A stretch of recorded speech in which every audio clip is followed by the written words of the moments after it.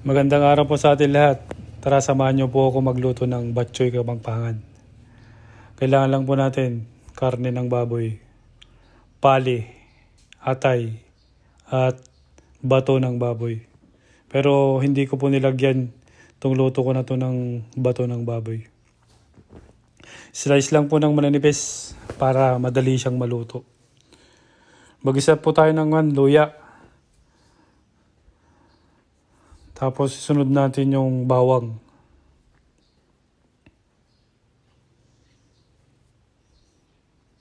Tsaka sibuyas.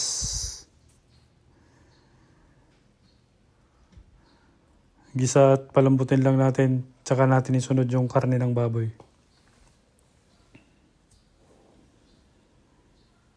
Gisa natin hanggang sa maging kulay brown siya. Tapos lagyan natin ng paminta. Tsaka natin isunod yung pali at atay ng baboy.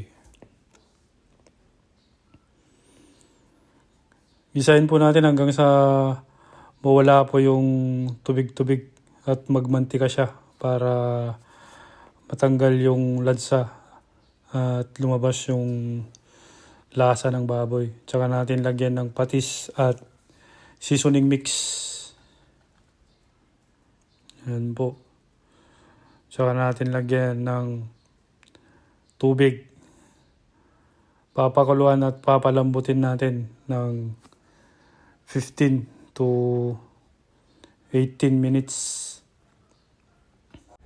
Ang batchoy po na ito, iba sa batchoy ng Tagalog. Yung batchoy ng Tagalog, pansit po.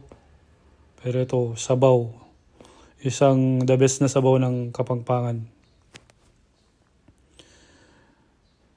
Ayan po, kapag malambot na po yung karne ng baboy natin, ilagay po natin ang dugo ng baboy. Pasintabi na lang po sa mga hindi kumakain ng dugo ng baboy. Pasensya po. Tapos, lagyan din po natin ng sutanhon. Ayan po. Ang lasa po nito parang tinola din. Pero masarap. Kasi karne ng baboy. Ayan po. Batchoy Kapampangan. One of the best soup ng Pilipinas. Salamat po sa panonood. At maraming salamat sa laging pagsubaybay sa aking mga content. God bless po sa atin lahat.